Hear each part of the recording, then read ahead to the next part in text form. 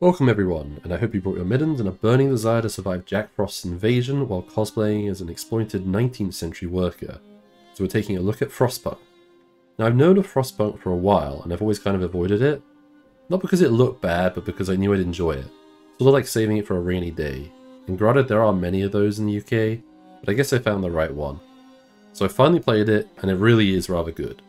For those of you who clicked on this unaware of what Frostpunk even is, it's fundamentally a city builder sim based in the 19th century with a rapidly freezing climate. I feel like saying rapidly freezing climate is underselling it a bit. The world as humanity knows it is ending. Weather cold enough that even that one guy who wore shorts in the snow now thinks putting 2 layers on might be a good idea. So England has been evacuated of these settlements that were set up in a rush as people became aware of the disaster. And there's something pretty eye-catching about your new home. There's this honking great cylinder in the middle. That's the generator. It sits in the center of your city, and from it emanates the life-supporting heat that keeps everyone alive and your city functioning. It requires a lot of coal to run, and by God you better keep it running or discontent will rise and hope will fall. Your people won't be happy with you, to put it mildly. To take a step back, there are a few ways to play Frostpunk. There are 4 base game scenarios and an endless mode. I've not got anything to really say about endless. I think the scenarios are what make the majority of the games fun, but if you really like the city builder aspect on its own, then know that that does exist. Same for difficulty.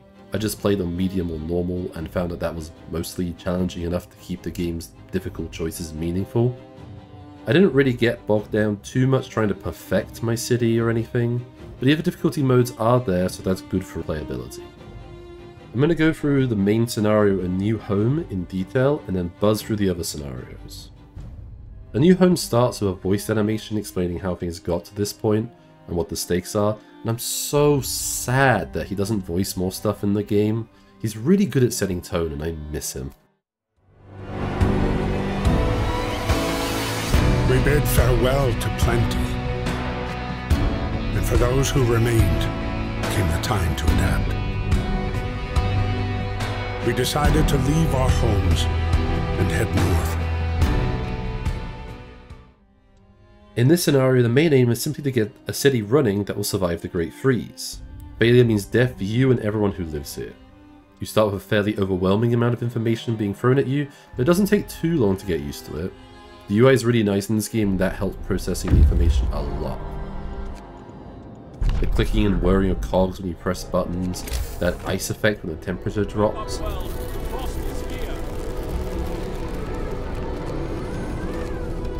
And the reverse as ice melts, the temperature going back up.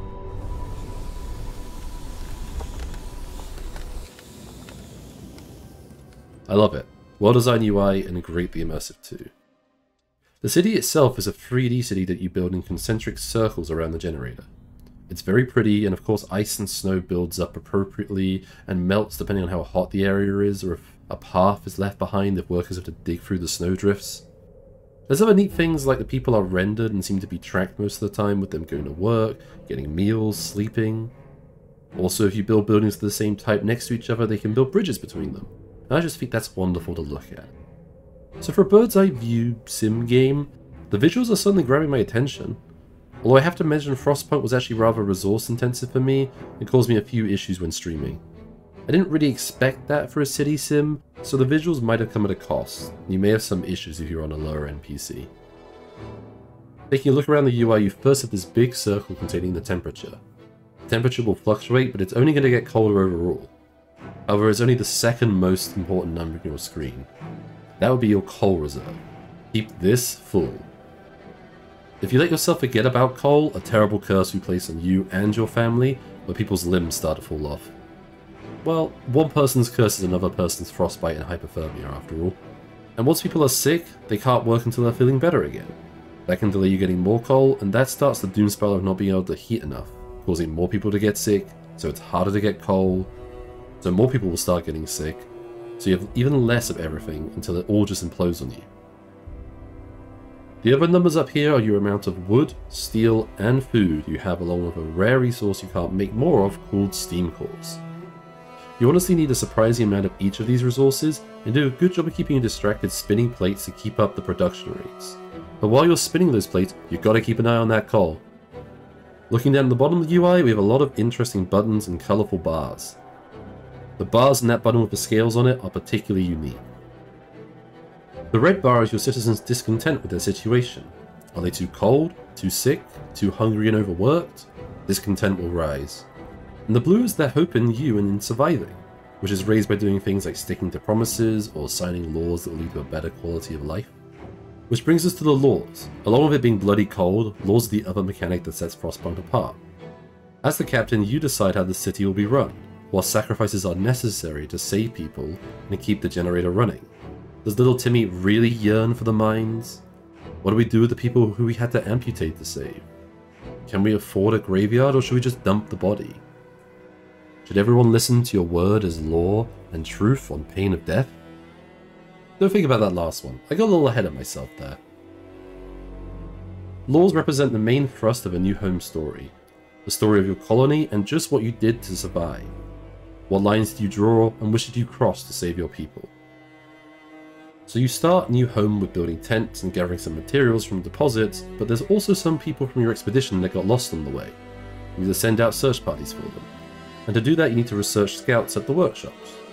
Workshops are a building just for research and can only be staffed by engineers, which, speaking of those nerds, there are separate groups of citizens, workers for general labour, food gathering, factory work, etc., and then a much smaller group of engineers for research and medical work primarily.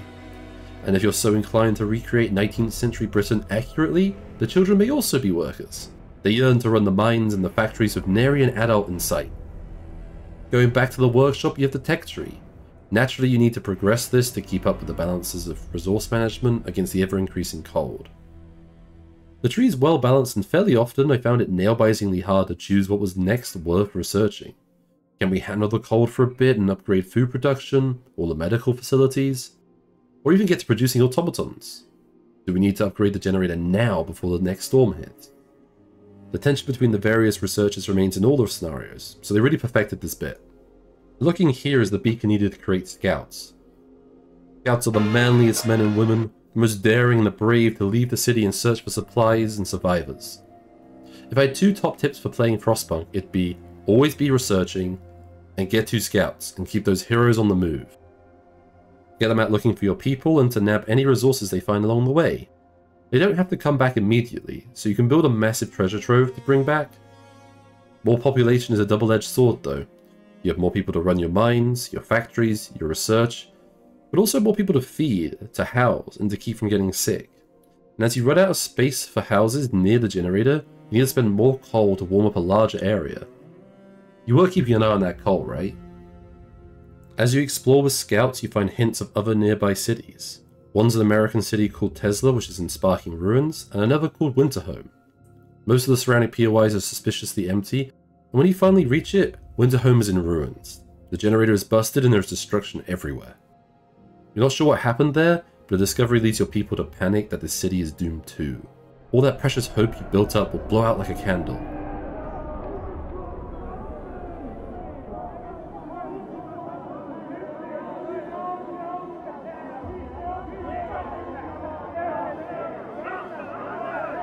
And you are forced to make a choice about how you are going to save the city. Do you rely on order, with watchtowers and guards to keep the people safe from malcontents and fools? Or do you rely on faith? Faith in the Lord, in the generator, and in you that the city can be saved. This opens up an entire new lore tree depending on your choice. I love these laws because it's so smartly done. I picked order in my first playthrough, and you start with some fairly innocuous laws. Some small neighborhood watchtowers, and a morning gathering to reaffirm our purpose. But as it just keeps getting colder, things get tougher. You need people to work harder and in harsher conditions, and that produces discontent. So you need better ways to manage it, which new laws provide in the forms of these much larger watchtowers with a searchlight, a prison, a propaganda center, or an agitator to blare out how great and important it is that the workers stop complaining and do their jobs. This is the point where you're no longer making just tough choices, but also bad choices. Yes, the propaganda center raises hope, but did you need it? Or did you sign it because it makes your life easier? The law smoothly making you into a despot just by offering the easiest solutions to your problems. Alongside this, since finding Winterhome there is an event running called the Londoners. A group of citizens think that staying is crazy. Our city will inevitably fall just like Winterhome, and that attempting to trek back to London will save us. They will attempt to draw more of your people into their way of thinking, and you need to restore hope and lure discontent to stop people joining them and to convince the Londoners to stay. You can see how laws that give you abilities to help control hope and discontent become so enticing. While doing all of this, you'll be moving up the tech tree, getting some of the infinite resource production methods such as steelworks, coal mines, and wall drills. Here's where you'll start using up all your precious steam cores and might move to generator range 3. Is that eye still on your coal? It better be, because this is a big increase in coal consumption.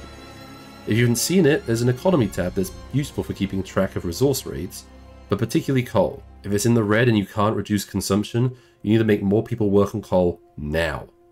Also, you may choose to take a look at this factory and unlock the ability to make some prosthetics for the critically injured.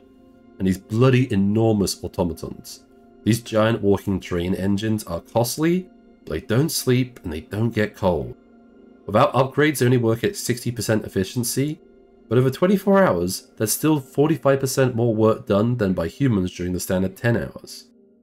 It's hard to justify the price against everything else you need, particularly your precious steam cores, but if you can make a whole city section run by automatons, not only are they efficient workers, but it saves people for other jobs, and saves on heating those workplaces. And that means more coal. Whatever happens at the end of the Londoner arc, your city still remains, and new refugees are finding their way here, warning that a storm unlike anything you've experienced thus far is approaching. Temperatures will plummet so low that the farms will freeze and your hunters can't even try to catch anything. You better have your eyes so close to that coal that you're huffing in the dust, because now you need to stockpile it and food in huge quantities. And your people require yet further reassurance and control that this storm can be weathered, and the city will survive. Not to mention more refugees means more food, housing, and coal requirements on top of everything. There's one rather ominous looking law at the top of the purpose tree that might be the final line to cross, but is it worth it? Do you need it? A new order is to be made with you at its head, to voice doubts against you, to be branded a traitor. Obedience is the highest virtue, and all those who do not follow will be swept aside. Congratulations, your dictator Harry. I'm a what? Hope will never be a problem again, as it is replaced with obedience. And as for discontent, well, what better way to lower that than with a public execution, where hot steam from the generator, the heart of your city, will scald this definitely not innocent prisoner, and then the moisture left to freeze him to death.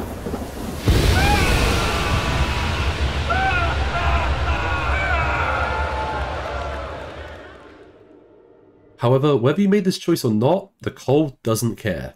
I haven't mentioned the music until now, but when the storm finally hits and it's time to see if all your choices and preparations will pay off, the best music in the whole game plays, and well, just listen.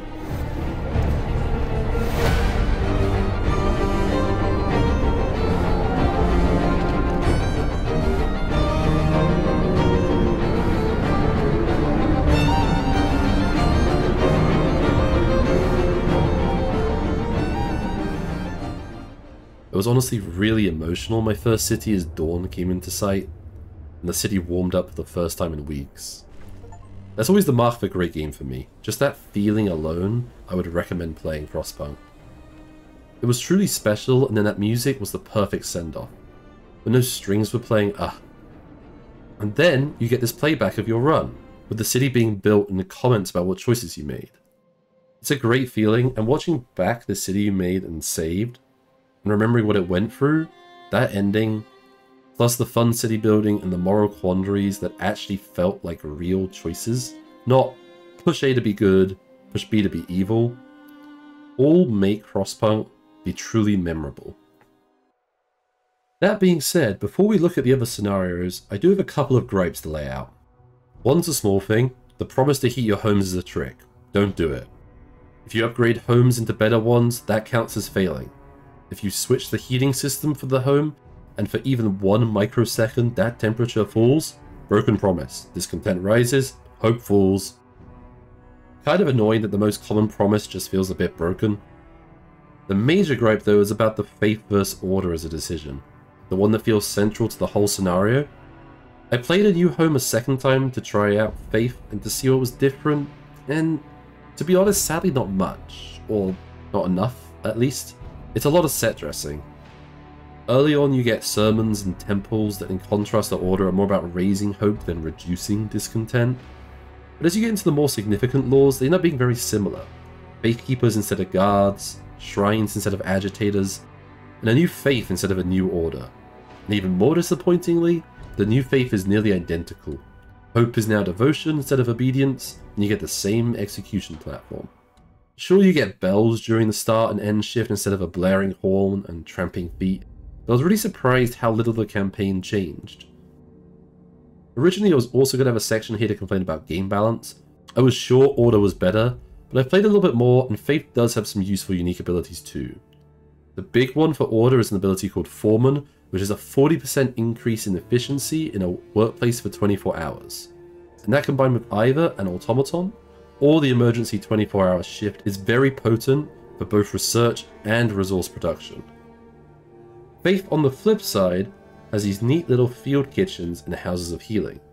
They don't seem as important, but the healing houses don't cost steam cores like infirmaries, or need to be run by engineers, and the field kitchens produce heat, saving you that all-important coal. Faith's initial buildings also don't need staffing at all, unlike Order's, so that's 10 to 20 people also kept free earlier in the game when that's more important. So ultimately, whilst I find the narrative variation produced by the two lore routes rather weak, and the significant ends of the paths are basically identical, they are fairly balanced, and the early game has some amount of mechanical differences. So that's A New Home, one small to medium-sized flaw in an otherwise near-perfect experience. But we're not done. There are 3 other scenarios that come from the base game. I would consider these largely smaller side story scenarios to the main game. Only one of them gets the voiced intro treatment, for example. But I'm still going to be comparing them to A New Home because when you have near perfect, final good aren't cutting it quite the same anymore. First up is the Arks. Instead of building a new settlement with evacuees fresh off the boats, your purpose is now to protect these buildings called the Arks. Each Ark is a seed bank, and you have a very small team of engineers to protect them. The name of the game this time is Automation. No one knows how long the winter will last. You need to get the settlement running such that even if everyone here died of cold, the automatons would still continue to preserve these seed banks. The gameplay here is rather different to A New Home. The extremely limited workforce ties your hands a lot in the early game, and getting each of these automatons online brings a sigh of relief both to achieving your purpose and to making the building of the next automaton easier. It certainly feels like a fresh change after A New Home, but on the flip side, you only have the basic adaptation laws. There are no new texts related to the Arks or anything like that. Like A New Home, with the discovery of Winterhome, all these scenarios have some sort of twist around the halfway point that you have to manage and adapt to. In this case, you discover the city of New Manchester is nearby and being horribly managed. They're lacking on tech and every kind of resource.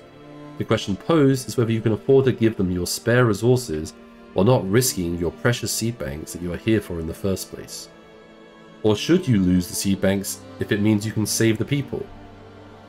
Are these seeds worth more to you than the human beings alive right now?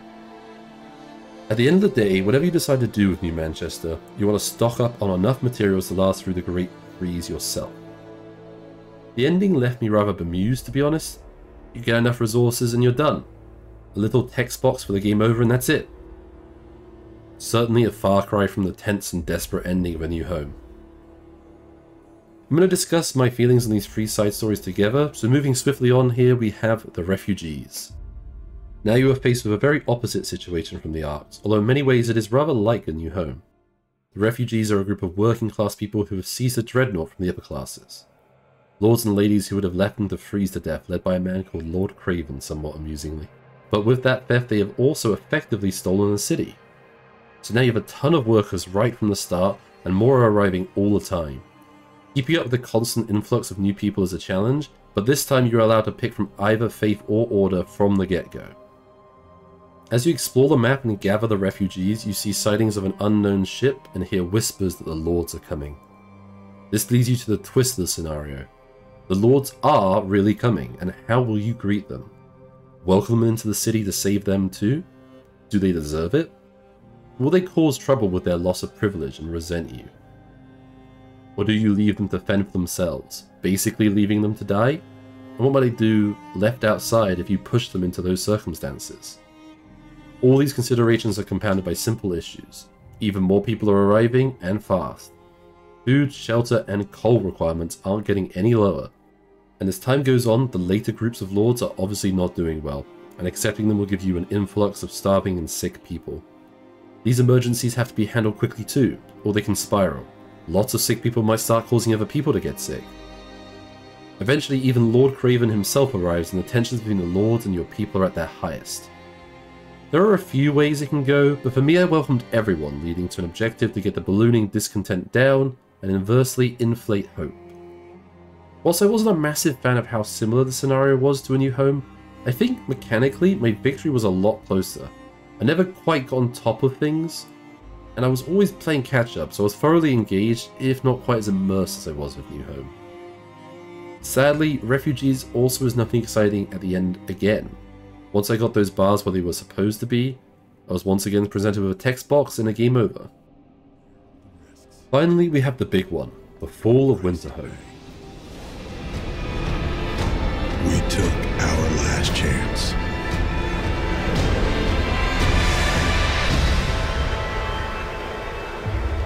And we failed.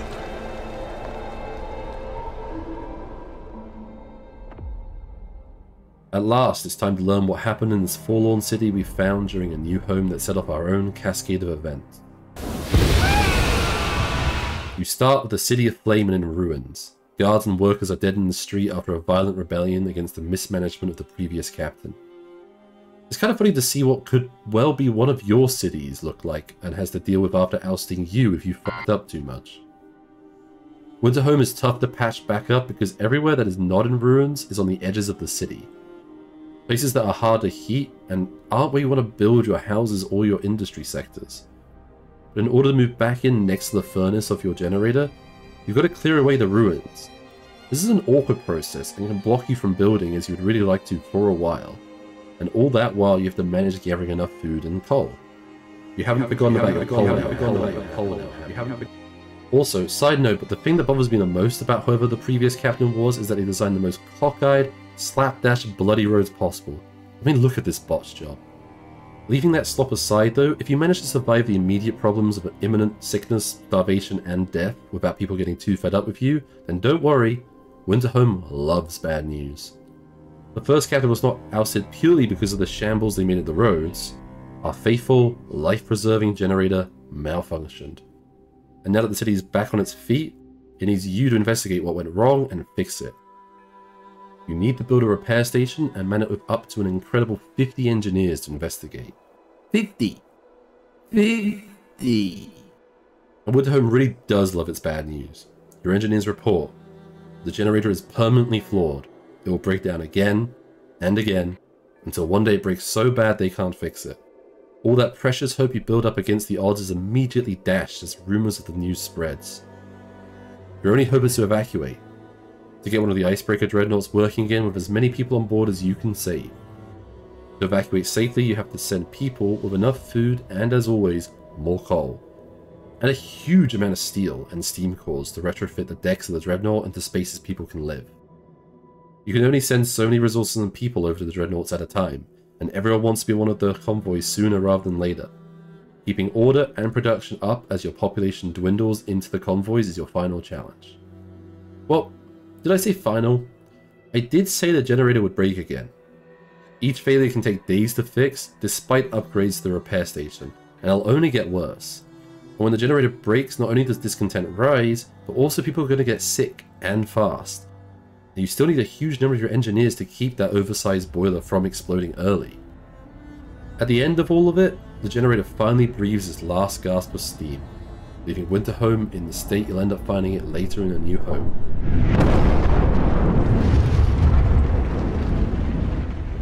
You saved who you could save on the Dreadnought, and that's it.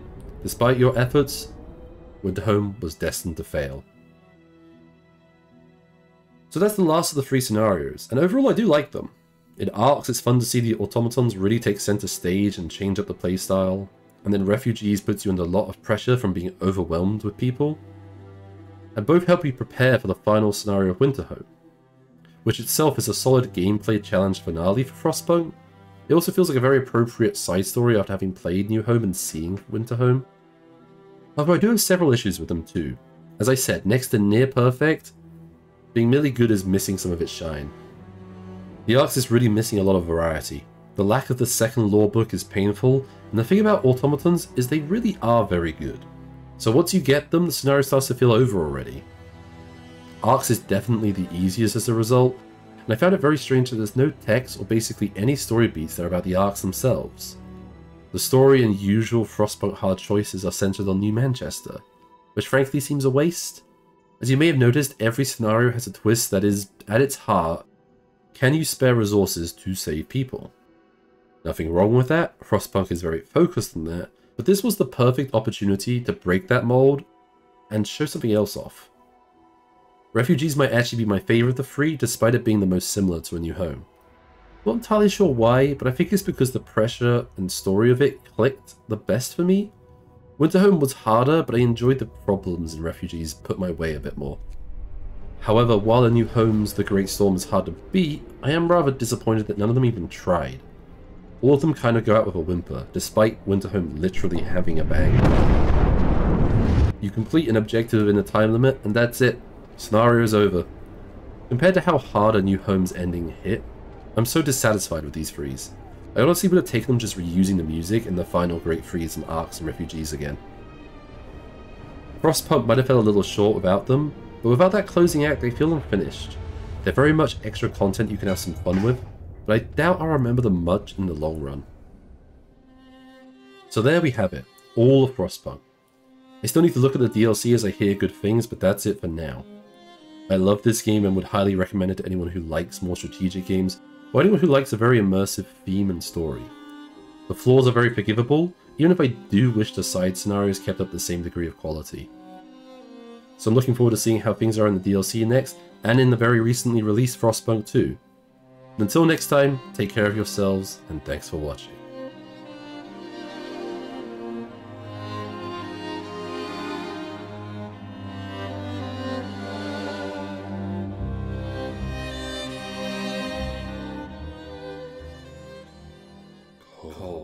Coal. Get that coal.